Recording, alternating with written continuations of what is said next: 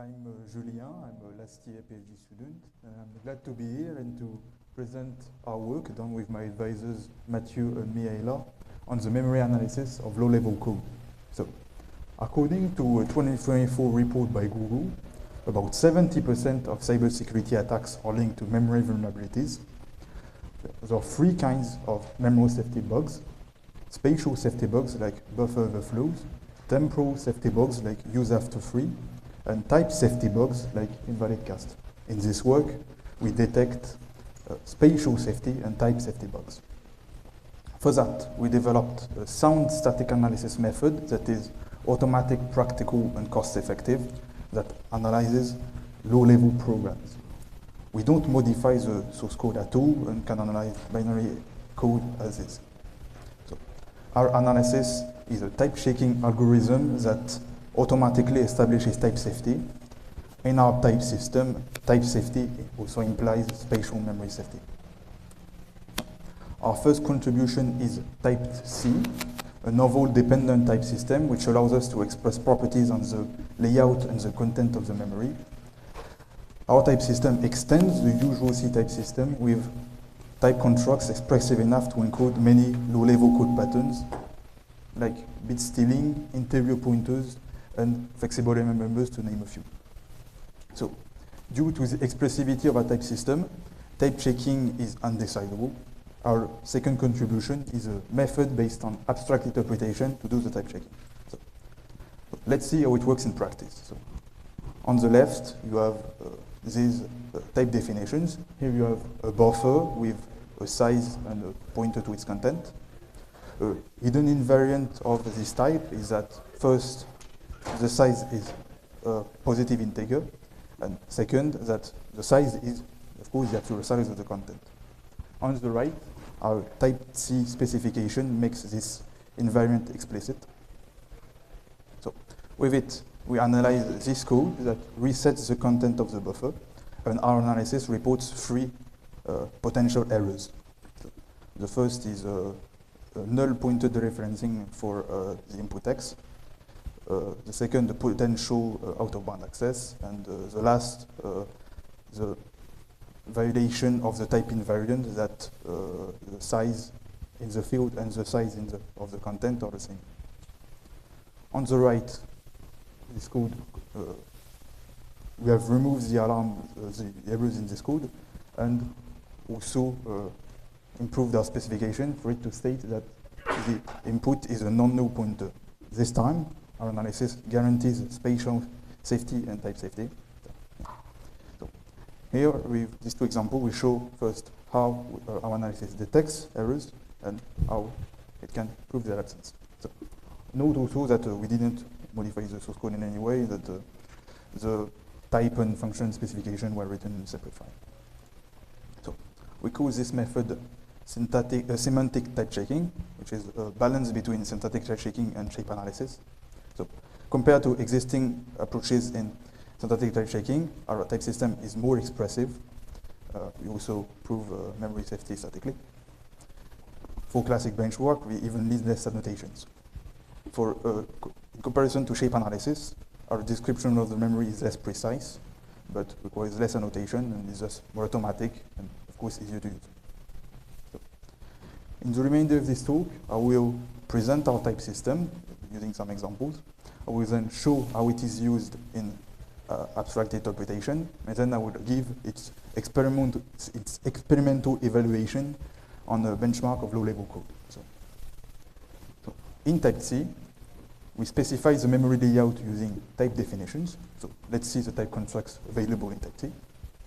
First, we have record and array types, with which we can do concatenations. So, given this C types on the left, let's see how to write a specification in type C. So here you have values of type messages, a message that store a list of buffers. You have values of type message box that store the start of a list of buffer and the length. And this length is actually the length of all the buffers in the list. On the right, I give a first attempt at specifying this invariant in our specification.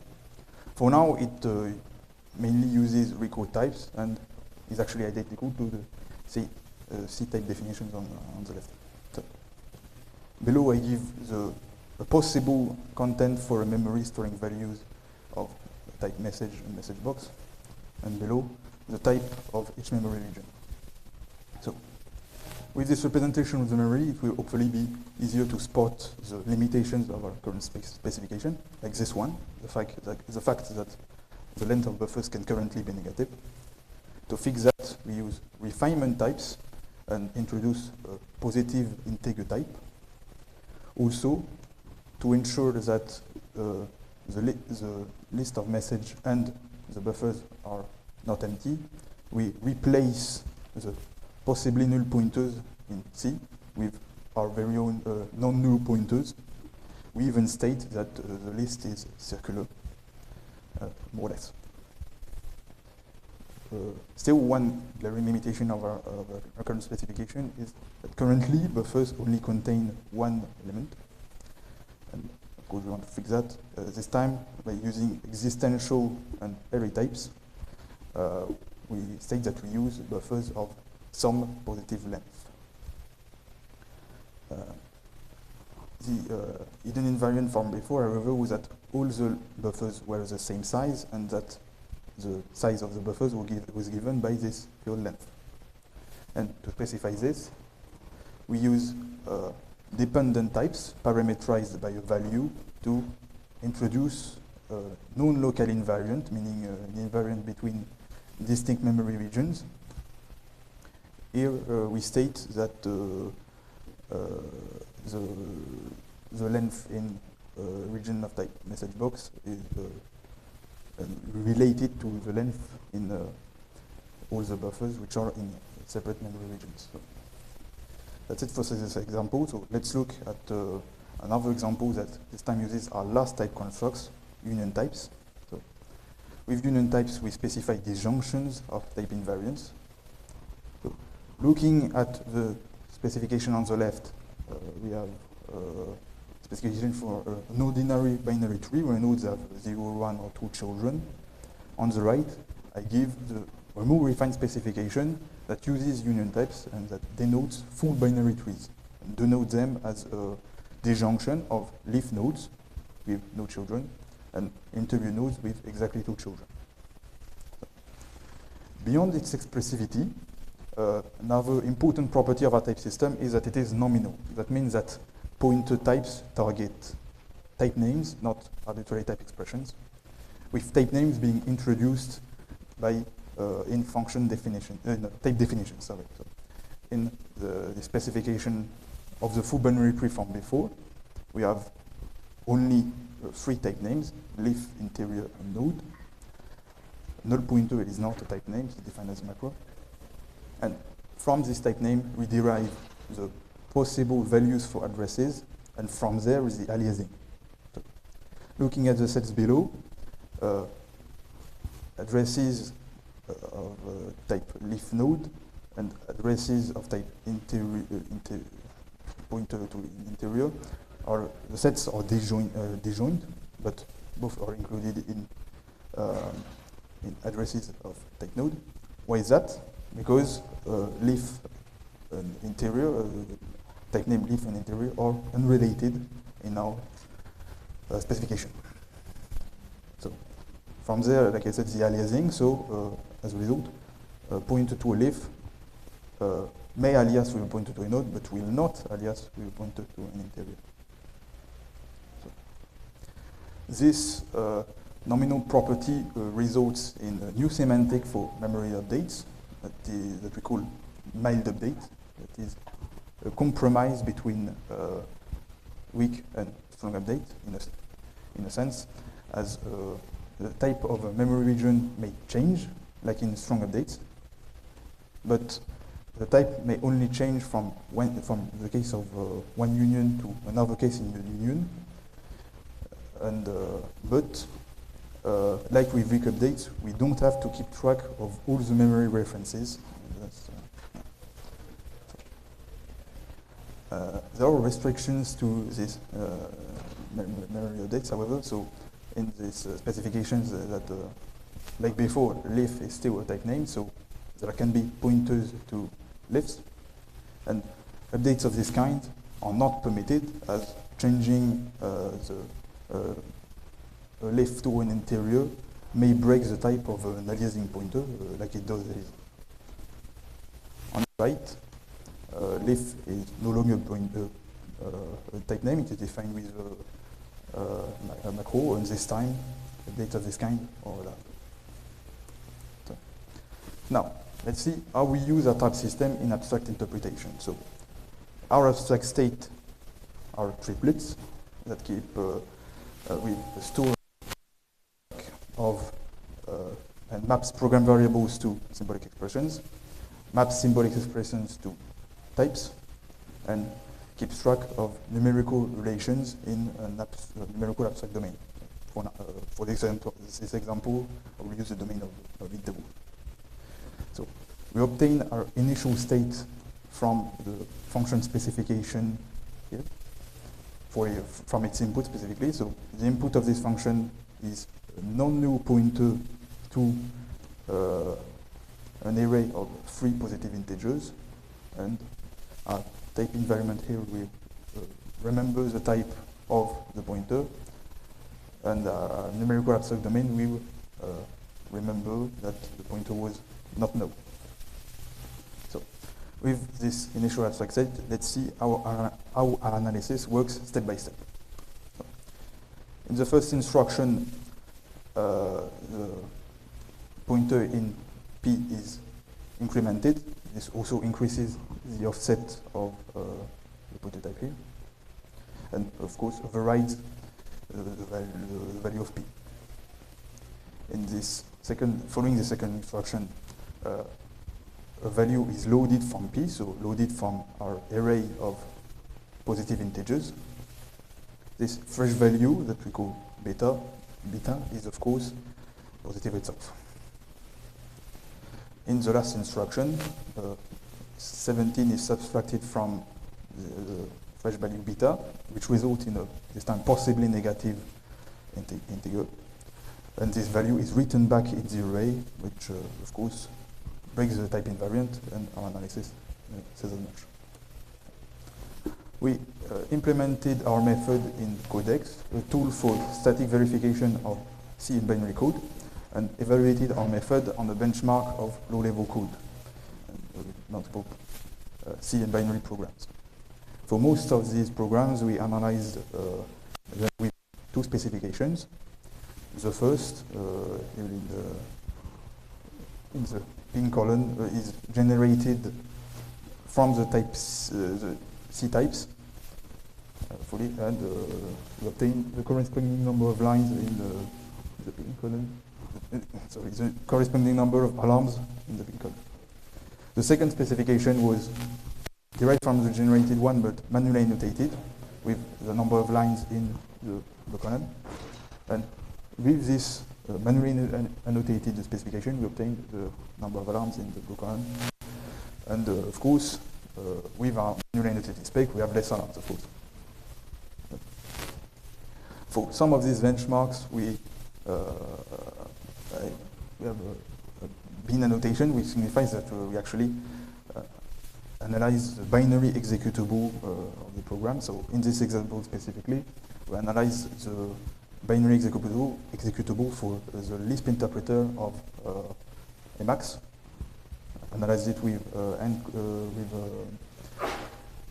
fully encoded spec, and obtain very few alarms, considering the number of false alarms, considering the number of code patterns that are combined in this program. We also compared our 2 codecs to CheckC, the state-of-the-art tool made by Microsoft for dynamic verification, and compared specifically the annotation burden, and our tool came clearly on top in this aspect, as for benchmark like this one. Most of our specification was most of the specification was generated, and very few lines were manually annotated. While in CheckC, that's the reverse, and Most of the lines are annotated, and a few annotations are generated. You can find a true alarm in this benchmark. In another benchmark,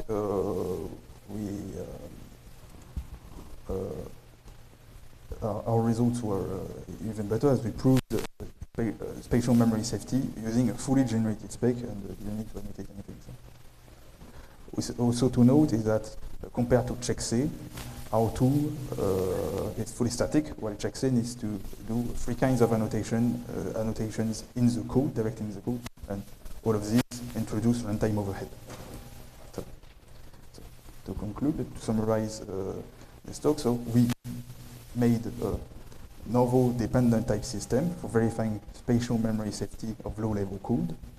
With these types, we can specify the layout and the content of the memory, as well as encode many low-level code patterns.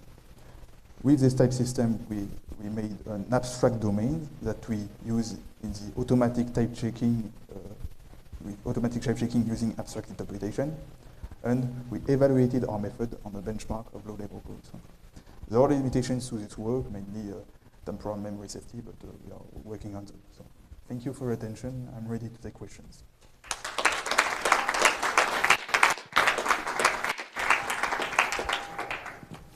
So yeah, we have plenty of time for questions. You can pass the mic around. Yes, Jonas. Yes, so I'm wondering, thank you. Hi, thanks. So I'm wondering what, you say partially infer type specifications, so what are the type specifications you can't infer?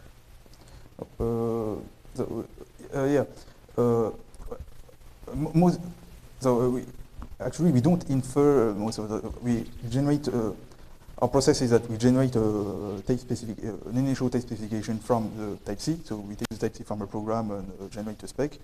That's an initial spec. And then we manually annotate it. So we actually don't infer,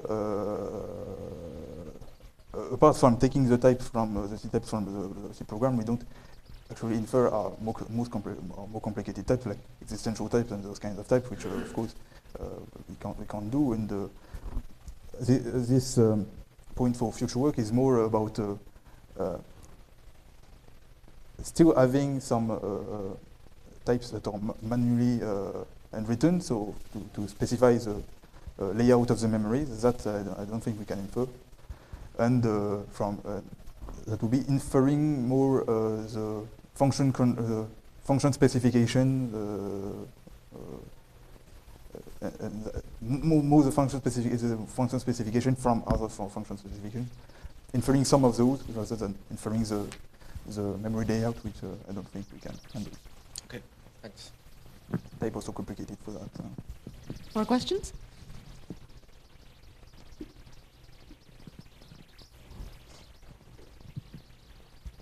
Very nice work. Thank you for the talk.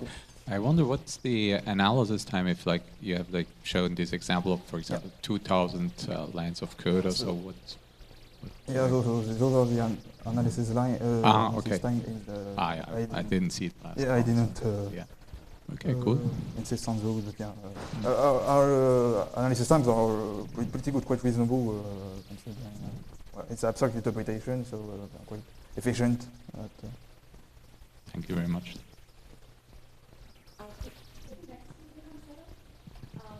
I have one quick question. Over there you show string binary. What does it take to go in and annotate binary code? Is that... we do it fully by hand, so we have to have some knowledge about what the binary code actually does to write the specification. And like I said, it is fully handwritten. Yeah. And with some prior knowledge of what the code does.